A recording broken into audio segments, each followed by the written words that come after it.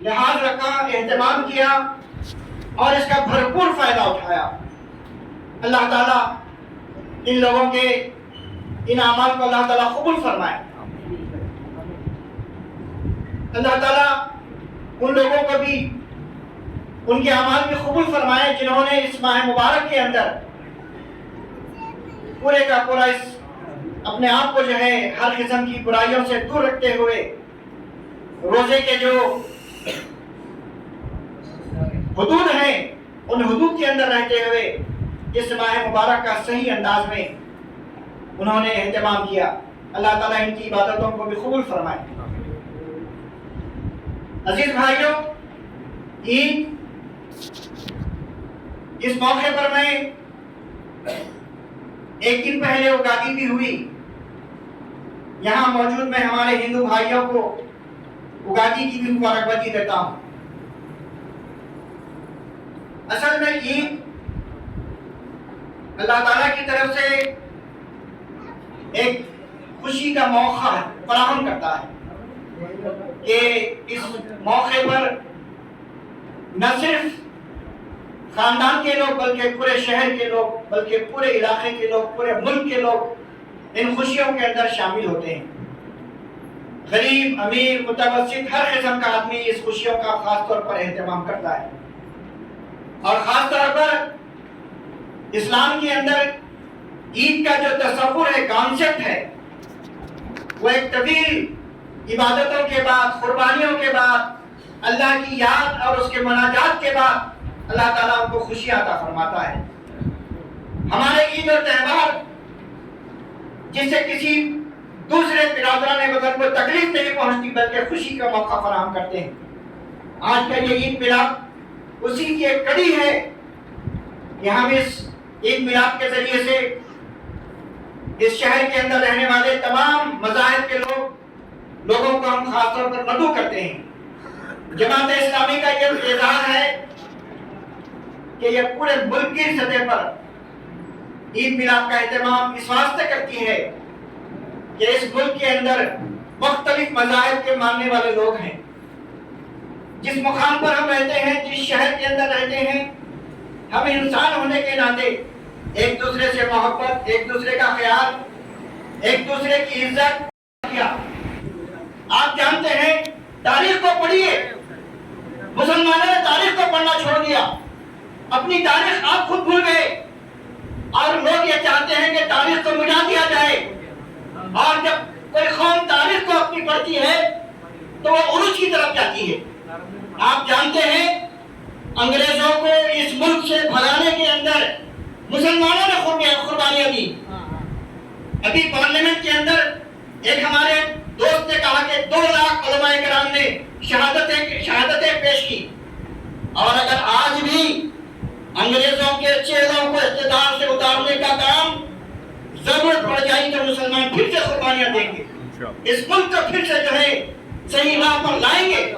عزیز بھائیوں، ہم اس دیش کے سچے محب وطن ہیں، ہم کو اپنے حوصلوں کو جو ہے پست کرنے کی ضرورت نہیں ہے۔ جو حالات بنائے جا رہے ہیں انشاءاللہ حالات بدلیں گے، لوگ خود بخود مسجد کی طرف آ رہے ہیں، بلانے کی ضرورت نہیں رہی، اور وہ کھونے کی نیت سے آ رہے ہیں، لیکن آپ اس پر خوش ہو جائیے کہ کم از کم مسجد تک آ گئے، ان کو اندر بلائیے، ان کو اسلام کی دعوت دیجیے۔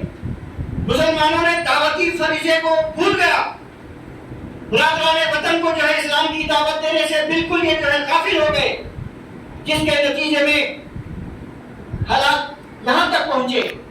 آج ہم دیکھ رہے ہیں کہ بڑی تبدیلیاں ہیں، بہت بڑی تبدیلیاں ہیں، ہر مذہب کے اندر مذہبی بیداری آئی ہے، چاہے وہ ہندو دھرم کے ماننے والے ہوں یا اسلام کو ماننے والے ہوں۔ میں آپ کو بتاتا چلوں کہ بہت آپ کو خوشی ہوگی کہ آج بڑی تعداد میں نوجوان نماز کو آ رہے ہیں، بڑی تعداد میں نوجوان داڑھی رکھ رہے ہیں۔ ہمارے کم عمری کے دور میں داڑھی رکھنا معیوب تھا، آج جو بے داڑھی والے لوگوں کی تعداد بہت کم نظر آئے گی، نوجوانوں کی اکثریت داڑھی رکھ رہی ہے۔ اب تو داڑھی کا کلچر اتنا بڑھ گیا کہ نان مسلم نوجوان یوتھ بھی جو ہے ایسی داڑھی رکھ رہے ہیں جیسے کہ مسلمان جب نکلتے ہیں میدانی کام کے لیے، ملاقاتیں ہوتی ہیں تو بڑا جو ہے ملنے کے بعد، نام پوچھنے کے بعد احساس ہوتا ہے کہ نام مسلم ہے۔ آج ہماری بچیاں پردہ کر رہی ہیں، اسلام کے کلچر کو اپنا رہی ہیں۔ میں اس موقع پر اپنی بات کو جو ہے ختم کرنے سے پہلے یہ بات عرض کرتا چلوں کہ حالات اسلام کے حق میں ہے پوری دنیا کے اندر، گھبرائیے نہیں۔ پوری دنیا کے اندر پھر سے انسانیت ظلم بربریت سے تنگ آ چکی ہے، وہ آپ کے طرف دیکھ رہی ہے۔ کہاں ہیں وہ لوگ جو اسلام انصاف کے علم بردار ہیں، امن کے علم بردار ہیں، انسانیت کو انسانیت کا سبق بتانے والے لوگ کہاں چھپ کر بیٹھے ہیں؟ عزیز بھائیوں، اپنی سفر کے اندر اختلاف کو ختم کیجئے، دنیا پرستی، مادہ پرستی، خود غرضی، حرام خوری کو اپنے آپ سے دور رکھیے اور حق کے علمبردار بن جائیے، حق کو قائم کرنے کے لیے میدان میں کھڑے ہو جائیے۔ ابھی آپ مسجد تک آئے ہیں، الحمدللہ ہماری صفوں میں بہت بڑی تعداد میں نوجوان شریک ہو رہے ہیں، لیکن اسی طرح ہم کو میدان سیاست کے اندر بھی قدم رکھنے کی ضرورت ہے۔ جو گندگی، جو آلودگی سیاست پر چھائی ہوئی ہے، اس وقت کرمنل قسم کے لوگ، چاہے اسمبلی ہو، چاہے میونسپل ہو، چاہے پارلیمنٹ ہو، پورے کرمنل لوگ بیٹھے ہوئے ہیں، بڑے بڑے جو کرائم کرے ہوئے لوگ آج پارلیمنٹ کے اندر اور اسمبلی میں بیٹھے ہوئے ہیں۔ ہم اسمبلی کو اور پارلیمنٹ کو ان لوگوں سے پاک صاف کرنے کی ضرورت ہے۔ آج حقوق سے محرومی کی بات چل رہی ہے، اگر انہی لوگوں کو اگر 400 کا آنکڑا پار کرتے تو آپ کو ووٹ ڈالنے کے حق سے بھی محروم کر دیتے۔ اللہ تعالیٰ نے آپ کو اور 4 سال کی مہلت دی ہے، کام کیجئے، میدان میں آئیے، ہمت کو جو ہے اپنے باندھ کر رکھیے۔ ہم نے رمضان کے اندر قرآن شریف کا مطالعہ کیا، قرآن کریم نے کہیں بھی اہل ایمان کی ہمتوں کو پست نہیں کیا، ہمیشہ حوصلہ دیا، ہمت دی، طاقت دی۔ میں نے ابتدا میں آپ کے سامنے ایک قرآن کی آیت رکھی، اس پر اسی کا ترجمہ کرتے ہوئے اپنی بات کو ختم کرتا ہوں۔ وَلَا تَهِنُوا وَلَا تَحْزَنُوا أَنْتُمُ الْأَعْلَوْنَ إِن كُنتُم مُؤْمِنِينَ۔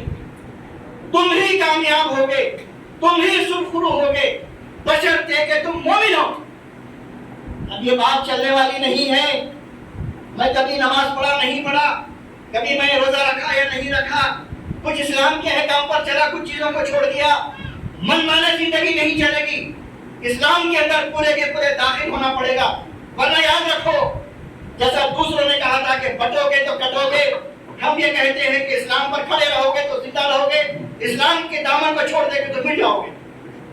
قرآن اسلام اہل ایمان کو بلندیوں کی طرف لے جاتا ہے، قرآن اہل ایمان کو جو ہے ہمت دیتا ہے، محبت کی تعریف دیتا ہے۔ اور اللہ کے رسول صلی اللہ علیہ وسلم نے فرمایا کہ خوش خلقی عادت ہی نہیں، آپ اپنے برادران وطن کے ساتھ خوش اخلاقی سے پیش آئیے، خوش مزاجی سے پیش آئیے، ان کو گھروں پر بلائیے، عید کی دعوتیں دیجیے، شیرخورما پلائیے، بریانی کھلائیے، اپنے پڑوسی غیر مسلم برادران وطن کو، چاہے وہ ہندو ہو، کرسچن ہو، عیسائی ہو، اپنے گھروں پر بلائیے، ان کو کھلائیے، ان کے اوپر کچھ خرچ کیجیے، ان کے دلوں میں جگہ پیدا کیجیے، ان کو خرید کیجیے۔ ایک وقت آئے گا کہ آپ کو یہ ہتھیلی میں رکھ کر اقتدار آپ کے حوالے کریں گے، انشاءاللہ ہم قریب اسلام پوری دنیا کے اندر جو ہے سرخرو ہوگا، اور اس ملک کے اندر انشاءاللہ بہت بڑی تبدیلی آنے والی ہے۔ مایوس ہونے کی قطعی ضرورت نہیں ہے۔ اللہ تعالیٰ مجھے آپ کو سب کو جو ہے نیک عمل کی توفیق عنایت فرمائے۔ جزاک اللہ۔